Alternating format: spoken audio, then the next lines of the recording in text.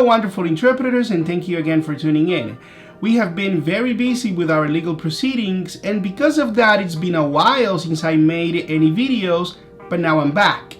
In this video, I have important election details to share with you, another report of WFSE selling out interpreting jobs to another out-of-state company, and more. Now, please pay close attention to everything that you see here, so let's get into it.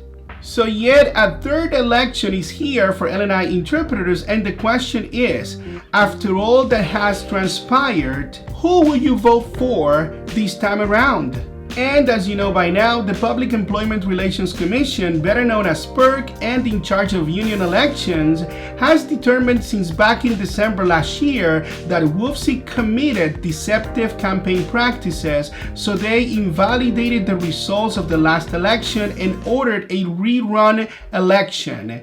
Yes, WFSE leaders lied to and manipulated L&I interpreters. We have been warning you for years about who they are, but now a government state agency has finally confirmed their ways, vindicating what I have exposed. And L&I has already posted an election notice on their website with all of the election details. Ballots with voting instructions have already been mailed out to interpreters since March 20th, so be on the lookout for those. You're only eligible to vote if you have taken an L&I appointment on or after January 1st, 2019. You can also email PERC to request your voting instruction letter if you have not received it. Or you can call PERC at the number on the screen to request it on weekdays between 8 to 4 p.m. but no later than April 19th next month. And this is a sample of the ballot with instructions. The voting period will open on March 30th at 9 a.m. and the voting period will also close on April 20th at 9 a.m. You will also receive a personalized PIN number to vote like in previous elections. Remember not to share your PIN with anyone and that your vote is totally confidential so nobody will know who you're voting for. Well, now the time has come for me to show you how WFSE is selling interpreting jobs to yet another out-of-state company. So go ahead and grab your popcorn and feel free to pause this video at any time in order to see the information that you see on the screen. An interpreter decided to share with me an email that WFSE sent out recently, as you can see here, and from the get-go, they are taking credit for DSHS quote-unquote eliminating a requirement for interpreters to submit their continuing education credits within 6 months of taking a course, activity, or workshop. But remember that it was WFSE leaders who created the DSHS Language Testing and Certification Program years ago, and they still control all of those decisions since they sit at the DSHS Advisory Committee influencing their decisions. This is just a typical problem they have created by letting it happen, to then quote-unquote fix it and take credit for it in order to look good because, you know, that's what they do, regardless of how you may be affected as an interpreter. Now, in the second part of this email, Quantran reveals that leaders of their local and the WFSE staff, remember this, have a meeting with the Office of Financial Management next Monday on March 27th to discuss, and get this, Four Corners Translation LLC, because the state has decided to contract with this scheduling entity for DSHS and DCYF jobs.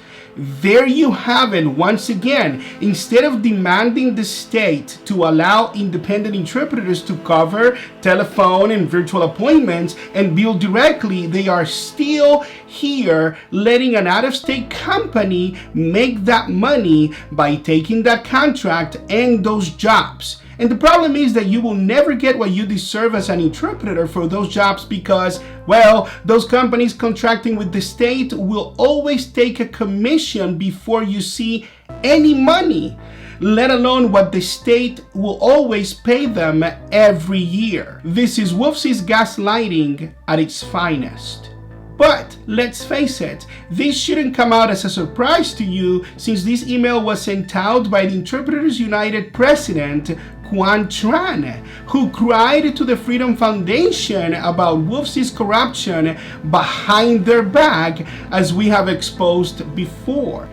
Remember that Quan Tran made it very clear that it is the WFSE staff who runs the unions, not the elective executive board members, because the WFSE staff manipulates the executive board for being only volunteers that don't have the time or expertise to decide anything. And here is the company. They're contracting our jobs out to them out of the state.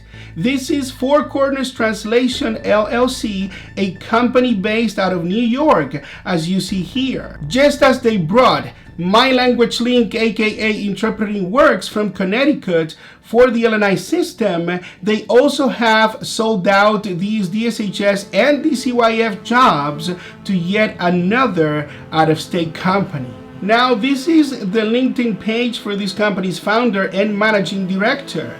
I spoke to him on the phone, and he seems to be a very nice man, by the way. This is not on him, he's just making business, but this is on WFSE leaders because they always do the same. In fact, this here is a contract from 2019 by the Washington State Department of Enterprise for interpreting services, which includes many DSHS jobs. Here on page 2, you can see that this Four Corners company has been contracting with the state for years now. And well, surprise, surprise. You can also see here Marisa Giglio from My Language Link, aka interpretingWorks.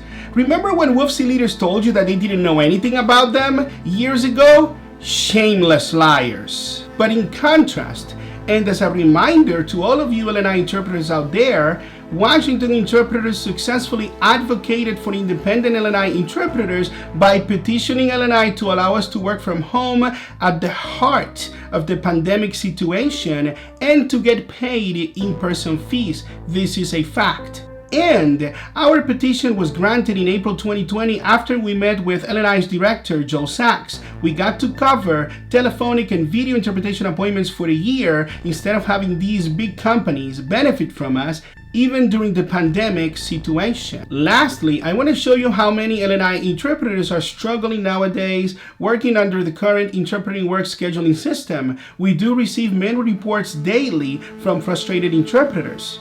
Here, this interpreter is asking if interpretingWorks has the ability to quote-unquote fire interpreters. Because of not having appointments for 3 weeks, this interpreter fears to have been banned from the system, but no notification regarding any suspension or ban was ever sent. Now, this interpreter here is from the Eastern Washington area, reporting that interpreters are being blocked from the system to not receive any jobs. This is what they're doing to LNI interpreters, according to these reports, saying that Marisa Giglio has personally blocked certain interpreters while using recognized interpreters from ULS that are not professional and can't speak Spanish or English, affecting the Spanish-speaking community in severe ways. This interpreter is saying that WFSE is definitely not interested in helping interpreters. They are just into the money they will be getting by using us.